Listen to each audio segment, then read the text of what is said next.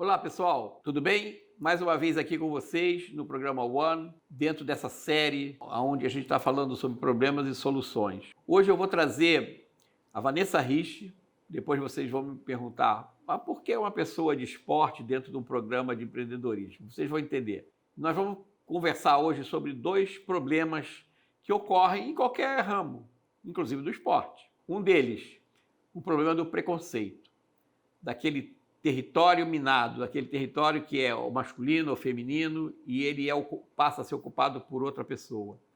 Vanessa enfrentou isso. O outro problema é quando você está numa determinada situação, empregado, trabalhando numa empresa, e de repente você sai daquela empresa por alguma razão e começa a empreender. Muda a tua vida totalmente. Então, se você tem interesse nesses assuntos, fique até o final. Mas antes, aquela velha liturgia de se inscreva no canal, ative as notificações e se no final você gostar, dê um like e divulgue o vídeo para os seus amigos.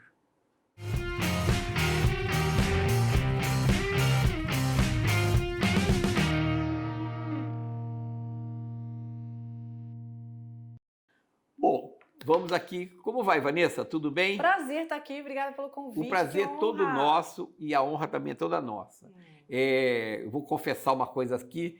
Você foi assim uma referência para mim em esporte, porque você foi a primeira mulher que eu vi narrando ou comentando esporte, numa época que você trabalhava no Sport TV News e depois no Tá Na Área, não é isso? Isso mesmo. Então, você foi a primeira mulher que começou a narrar? Nas organizações Globo, sim. Sim. A gente teve a Luciana Mariano, que narra até hoje na ESPN, e ela era a esposa do Luciano do Vale na época, ela começou a narrar já naquela época. Mas você é das pioneiras, né? Mas é uma batalha. Sim. Bom, é exatamente sobre isso que eu queria conversar, mas antes eu queria que você fizesse assim, uma breve retrospectiva da tua vida, né? Você é jornalista e é publicitária, não é? E começou no rádio, né? Eu me formei primeiro em publicidade. E eu era apaixonada, assim, adorava, e o Medina estava começando a agência dele lá, né, já tinha feito, acho que a primeira edição do Rock in Rio, ia fazer. E aí foi muito legal, porque eu falei, nossa, é isso que eu quero pra minha vida, fazer jingles, eu adorava. E aí me formei em publicidade, só que apareceu um estágio numa rádio, que era da Estácio, Rádio Universidade. E quando eu entrei pela primeira vez num estúdio, eu me apaixonei, eu falei, é aqui que eu quero morar. E aí, eu comecei a minha carreira em rádio, fazendo locução de FM, cidade, a melhor rádio do Brasil, não tem pra ninguém e tal. Não era jornalismo, era locução.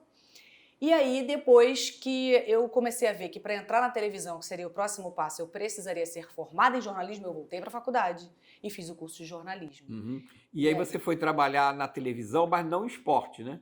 Então, aí eu entrei para a TV, eu fazia primeiro um programa na TV Cultura sobre livros. E depois, em 99, eu entrei na Globo News para ser repórter e apresentadora da Globo News, fazer ali o geral. Então, eu fazia do sequestro do ônibus 174, a eleição, o carnaval, o tiroteio, tudo que viesse, eu fazia. Uhum. E uma aí, grande escola. Como é que foi a tua entrada no esporte?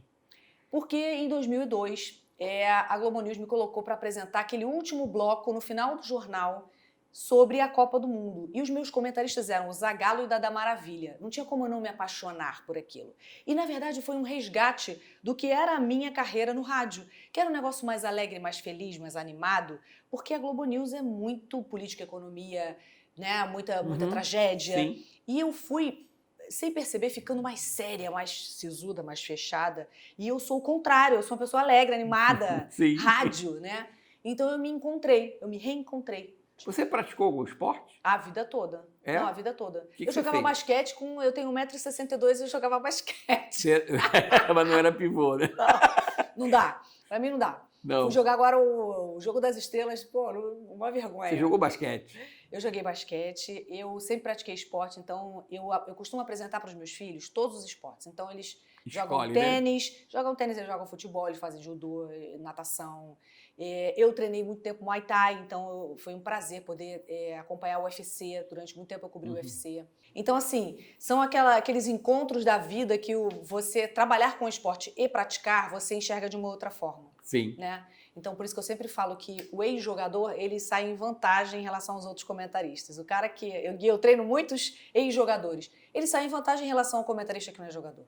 Porque ele não teve aquela vivência, aquela experiência. Tá. Trazendo isso para dentro do mundo do empreendedorismo, primeira coisa, você furou uma bolha, né? Porque praticamente só tinham homens, né, narrando futebol ou comentando. Aí aparece uma mulher comentando futebol. E aí vem aquela história. Mulher entende de futebol? Mulher entende de esporte? Entende, né? Ainda mais as que praticam. Eu acho que a gente cresceu, Sérgio, numa cultura onde eu ia ao Maracanã com meu pai, mas eu não estava muito ligada na tática, na técnica, quem é que está jogando, se avançou o jogador. Não estava ligado nisso. Eu ia ao Maracanã e via aquela festa bonita. Na época tinha geral, os bandeirões. Então, eu tinha um outro olhar. E, culturalmente, a mulher não foi... não era oferecido a ela a possibilidade de jogar bola. Era que nem homem, na época, fazer balé era uma coisa absurda. Ou cozinhar. E aí hoje você tem uma abertura. Hoje os meus filhos chegam para treinar e tem um time feminino inteiro treinando. A Marta tem 6 bolas de ouro. Então a geração dos meus filhos está crescendo, vendo tudo de uma outra forma. Sim, mas a tua geração, ela teve que enfiar o pé na porta para entrar nesse meio aí, porque era um meio fechado, um meio masculino, né?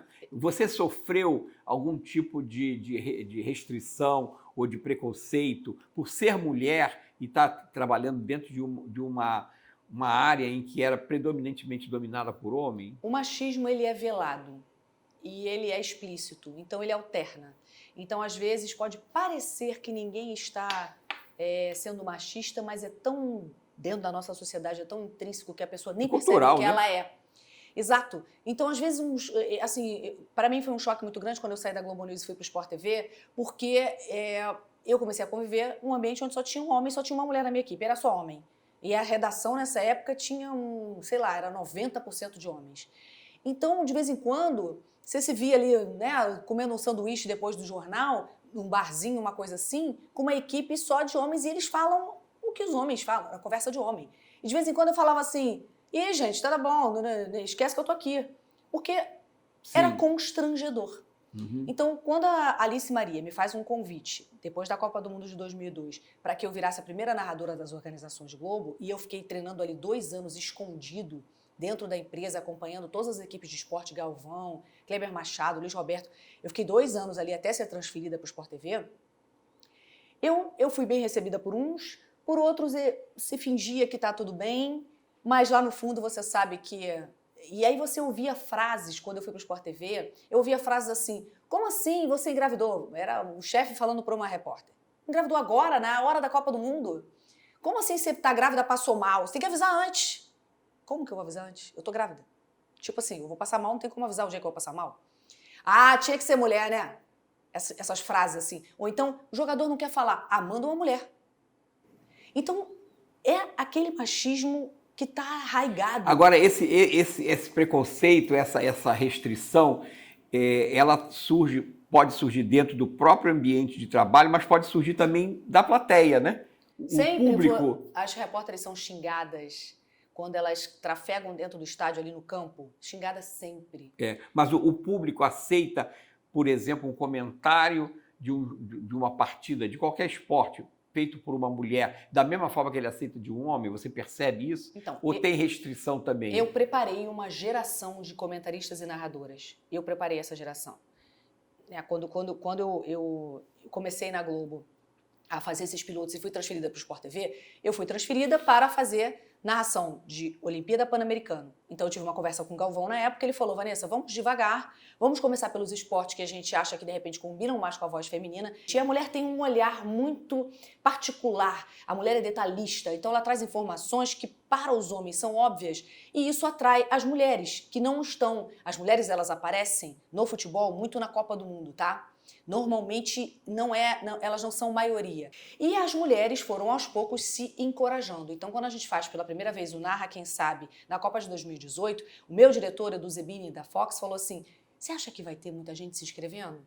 300 mulheres se inscreveram. Tudo isso? Foi difícil escolher as 6 vozes que fizeram parte da primeira edição. E dessas 6, eu treinei as 6 e 3 ficaram para fazer a Copa do Mundo. E essas essas meninas todas, absolutamente todas, estão empregadas, cada uma numa emissora. 2 estão na TV Globo, uma está no SBT, outra está na Band. Todas elas estão trabalhando. Então, assim, onde estavam essas mulheres? Talvez elas não tivessem espaço, talvez elas não fossem encorajadas. E quando você vê uma mulher, é que nem o esporte não vive de ídolo. E assim, quando você tem um filme da Serena Williams e da Venus, meus filhos acabaram de ver o filme descendo para jogar tênis. Você precisa de ídolo no esporte, você precisa do Ayrton Senna na Fórmula 1. Você precisa. Então, quando você tem uma outra mulher, você se vê ali e você se encoraja. Muita gente, na primeira edição do Narra Quem Sabe, falou assim, vem cá, é isso mesmo ou vocês só vão botar homem no final das contas, a gente vai perder para os homens? Eu falei, não. Só mulher. E você acha que quanto tempo leva para um narrador homem chegar a uma Copa do Mundo? Pelo menos 10 anos narrando. Essas meninas começaram narrando já de cara lá nesse projeto da Fox. Poxa, então, a Renata Silveira, que eu treinei lá na Fox, que eu descobri lá na Fox e que hoje está na Globo e vai fazer a Copa pela Globo, você acha que os outros homens não estão pensando, peraí, ela está tirando a vaga de um homem? Sim. Podia ser eu. Eu podia estar lá. Eu tô narrando há não sei quanto tempo, essa menina chegou agora. Então, assim, existe isso. Só que eu preparei a cabeça delas. Eu preparei primeiro para ser erro zero, porque a gente tem uma cobrança triplicada. Então, se um homem errar, não, ele se enganou. A mulher sabe nada de esporte. É mulher. Errou porque é mulher. É exatamente não é isso? Então, aí você colocou um negócio que eu acho interessante, que é um viés interessante. E que isso vale para tudo, né? Se você quer furar uma bolha, quer dizer, entrar num ambiente ou num nicho onde esse nicho é dominado por por outro grupo, ou de homens, ou de mulheres, não importa. Você tem que se preparar muito mais do que eles se prepararam para ficar ali. E tem uma coisa, você tem que entender quais são as limitações. Então, eu tinha a humildade de falar assim, quem é o técnico, sei lá, do Barueri? Não sei. Um exemplo. Eu tenho que ter humildade de falar, peraí, eu não cresci nessa cultura, porque os homens são assim. Não, esse gol foi aos 15 minutos de cruzamento do Zezinho pro Antônio em 1800. Pô, como é que sabia isso? Em 1800 você não tinha visto isso. Então, mas eles cresceram, entende? É um Sim. exemplo que eu tô dando aqui, porque eles cresceram assim. Então, você tem que ter a humildade de perguntar, de estudar e de não chutar as pedras que estão no caminho. Desvia delas, seja inteligente. Desvia das pedras que estão no caminho. É mais ou menos isso que eu prego dentro desse ambiente. Se você tem conteúdo, você vai sobreviver. Senão, você não vai sobreviver. E você vai ser tratada da maneira como você se posiciona. É isso. Bom, isso é uma parte vamos dizer assim, do problema que a gente queria conversar com você. A gente tem 2 problemas que eu queria tratar. Um é esse, o problema de você conseguir furar a bolha. Dentro dessa linha de raciocínio, que aí tem a ver muito com o trabalho que você faz aqui, eu acho interessante a gente ressaltar que não pode ser uma cota. Vai ter uma cota de mulher, uma cota de negro, uma cota... eu sou contra isso, completamente. Não é cota. Porque a cota nivela por baixo. É isso. Eu quero poder exercer Pela aquela competência. função pela minha competência. Claro. Eu falo para as minhas alunas, sente e ocupe a cadeira que te deram. E outra coisa que eu queria aproveitar a tua presença aqui é falar sobre a diferença de você trabalhar numa empresa e ser empreendedora. Tá? Você viveu durante muito tempo dentro de organizações, como funcionária, onde tudo era previsto e resolvido para que você pudesse exercer o teu trabalho.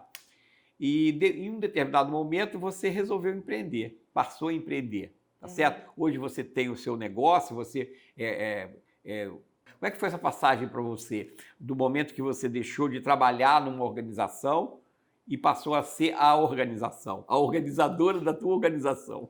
Eu acho que minha gestão, meu processo de gestão começou na minha cabeça quando eu deixo a TV Globo. E aí eu olho em volta e falo, caramba, eu tô aqui nessa empresa há 20 anos. E agora? Eu abri a minha mente e pensei, o que eu sei fazer? Eu sei treinar as pessoas, eu posso apresentar um evento, eu posso dar palestra, eu posso trabalhar num canal geral ou de esporte, eu posso trabalhar para uma empresa, eu posso trabalhar no ambiente de gestão, eu posso tudo. E aí a minha primeira experiência de gestão foi dentro da Fox, quando eu fui convidada para fazer o Narra Quem Sabe, que foi a primeira vez que a gente levou ao ar na história da televisão brasileira mulheres narrando a Copa do Mundo, e que aí eu passei a ser gestora. E eu lembro de uma passagem que eu falei, meu Deus, eu não estava habituada com isso, né? Assim, eu tinha o comando da minha vida, mas eu não estava habituada com essa coisa da gestão que você tem que se reportar. A Fox, ela dividia com a Globo as transmissões da Libertadores. E ela tinha exclusividade de alguns jogos. O que eu fiz? Um jogo que era exclusivo da Fox e que a cabine da Globo estaria livre, lá no Palestra Itália, lá no Allianz Parque. Aí o que eu fiz a conta? Eu trazia meninas de todo o Brasil, que tinham as 6 que tinham passado, monto uma cabine de transmissão paralela e elas vão narrar um jogo da Libertadores paralela à cabine da Fox. Só que eu fiz tudo isso, descobri quem eram as pessoas, arquitetei tudo e esqueci de falar pro meu chefe. Aí na véspera eu falei, não falei pro meu chefe. Aí eu falei assim, Edu, então, eu tive uma ideia. Aí ele A ideia já estava em execução. já estava executada. Aí ele falou assim, mas você tem que ter autorização da Globo, já pedi. Mas você tem que falar com fulano, não sei o que lá, já fiz. Mas você comunicou não sei quem no estádio, não sei o que, a credencial, já. E não. Aí ele, pô, Vanessa, se todo mundo fosse assim que nem você, tipo, chega lá e resolve o problema, não fica sentado no problema. A partir dali, eu fui vendo que eu tinha que ter alguma coisa minha, sabe? Que eu tinha que empreender. E aí começou a surgir a ideia de ter um canal. E eu fiquei muito tempo. Como é que é o nome do teu canal? Chama-se Resenha Loading. São os Loading.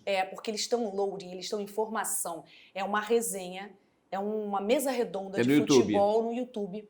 Eu faço uma resenha, por exemplo, dos crias, os crias da base, que são os meninos que estão quase subindo para o time principal.